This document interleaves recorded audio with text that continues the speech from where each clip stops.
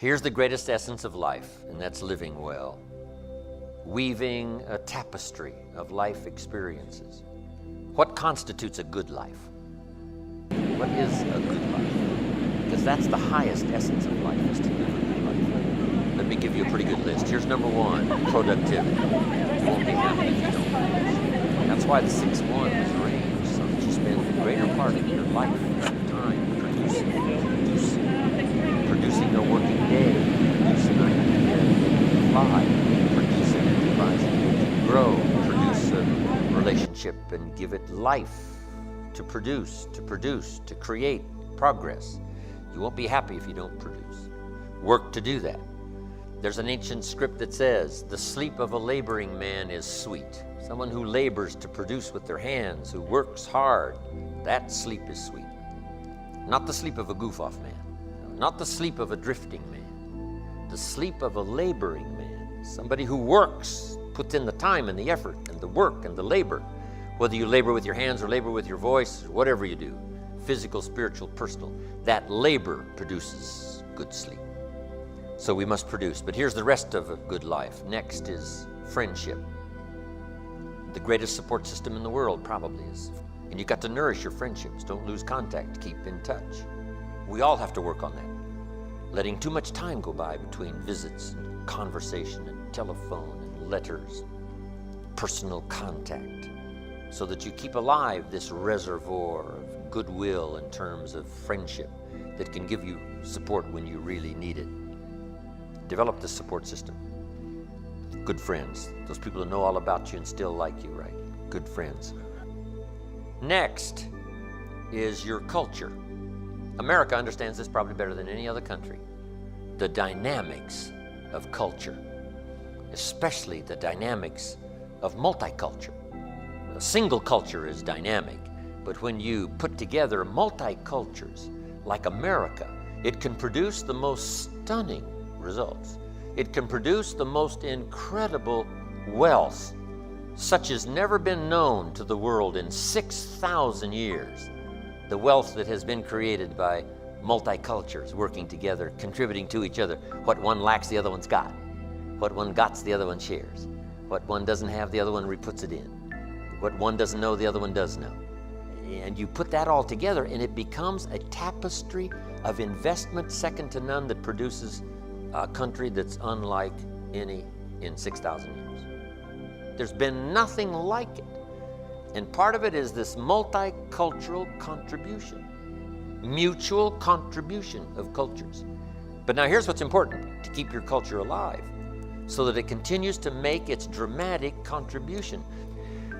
So culture. Now here's what's next. Don't miss anything in lifestyle. Just don't neglect the experiences you can have. Some people watch too much television and they neglect all of the experiences they can have. There's a lake in Idaho called Lake Louie. You can drive within 2 miles, and then you got to get out of your car, put the little outboard motor on your back and your fishing pole, and you got to hike the last 2 miles. But when you get there, it is one of the most serene places in all of the world, undisturbed. And you put this little outboard motor on an old raft that's up there, go put out across, and the sun's just coming up about 6:15, and you cast out there for those rainbows. When one of those things hits your line, it is an ultimate high. One, you're about 5,000 feet up. That's a high. A mile high. That's one of the best kinds of high, is a mile high. They fight you to the death, these rainbows. Big red stripe down the side, white underbelly, black on top. Amazing. See, you can't have that experience watching the Today Show. You got to get up what? About 4:30 in the morning. And that's what I'm asking you to do more often. Get up at 4:30 in the morning and go create for yourself more experiences. So jot this down. Life is not just the passing of time. Life is a collection of experiences, their frequency and their intensity. The frequency and the intensity of experiences. That's what life is all about, that collection. So don't get trapped into wasting time. Not that watching a television show isn't a waste of time. You know, there's plenty of good stuff. But don't use it as your only source of life experience. Don't miss the game. Don't miss the show. Don't miss the performance. Before my father died at age 93, if you would have called him at 10:30, 11 o'clock, he wouldn't be home. He's at the ball game. He's at the rodeo. He's at church. He's somewhere. Watching the kids play softball. He's somewhere. Every night. My parents taught that. Don't miss anything. Another experience, another rich experience, another time, another time. Don't miss whatever comes to town. Don't miss, don't miss. Don't miss the movie. A movie's probably the greatest value in the world. Costs $60 million to make it, $6 to see. Now, jot this down. If you live well, you will earn well. If you live well, it'll show in your face. If you live well, it'll show in the texture of your voice and your language. If you live well, you'll be attractive. And success is something you attract by becoming an attractive person. Work hard. We're going to talk about that tomorrow. Work hard, play hard. All work and no play makes Jack a dull boy. One thing you don't want to be is dull. So, in the time away from your labor, in the time away from your commercial obligations, your commercial work, engage in all of this stuff. Don't miss, don't miss. Collecting every day, every week that's possible, collect. So that your experiences now infuse your commercial time, your working time, your selling time, your recruiting time, building an organization time, constructing an enterprise time. If you will do that, not postpone all of this till some later time, as soon as, but weave it in. That's what we call a good life. Next is spirituality. Whatever you believe, study, practice, teach. It doesn't matter what the religion is. It doesn't matter what the spiritual persuasion is. Be a student of it.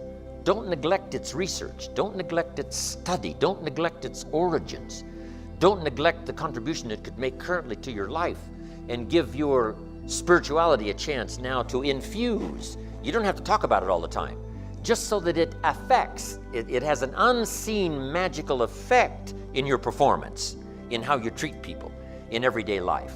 If you'll use all of that, and don't neglect it, but study it and practice it and teach it, I'm telling you, it will serve you well.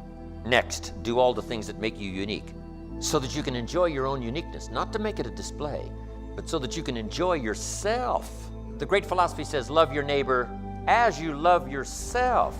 Now, here's one of the ways to create unique self-love, and that's to make yourself unique to yourself. This doesn't have to be publicized. It doesn't have to go on television. It doesn't have to be displayed in a seminar. Just so you consciously know that you are doing the things that makes you unique. And it makes you unique because of what you do and the way you live and the way you speak. The uniqueness is primarily appreciated by yourself. You can't believe what that does for your self-esteem. It's off the scale, and anybody can practice it. Tips means to ensure prompt service. So when should you give it? Up front. Now see, I didn't know that. I said, no, good service, good tip, lousy service, lousy tip. No, to ensure good service, if the occasion calls for it, up front. I learned how to do that. You're taking a special friend out to lunch. This is a special occasion now. Special friend out to lunch. You call Mary over, the waitress. Mary, arm around the shoulder. Mary, here's $10. Would you take special care of me and my friend? You won't believe what happens. He said, Mary will hover around your table. They know how to hover, but it takes $10 to get them to hover.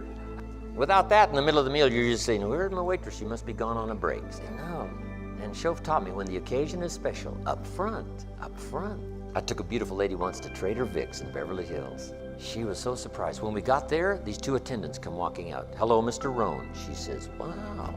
Opened up both doors, let us out. We went in, had this fabulous meal. And I said, okay, we're ready to go. We walk by, pay the bill, walk out. As soon as we walk through the door, my car is right there with the doors open and the motors running. My lady friend said, I can't believe this. I said, hey, this is someplace here. So we get in the car and we drive away. And we haven't gone but a couple of blocks. She says, Jim, hold it.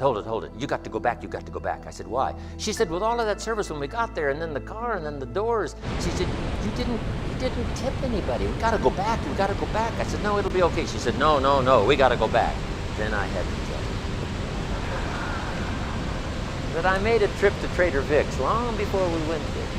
And I made sure that it all happened. If the occasion is special, learn to do the deal.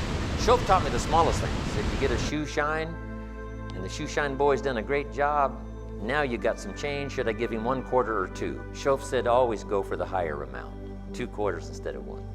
Most people 1, you 2. Not to display to the world, but to yourself. Shoaff said, this is a good note to make, become a 2/4 person. Now the amount has gone up since he taught me that. So. He said if you just give 1/4, that'll affect you the rest of the day. 1 lousy quarter. And you look at your shine, if you go for the 2/4, he said that'll affect you the rest of the day. Become a 2/4 person. I learned those simple little easy things.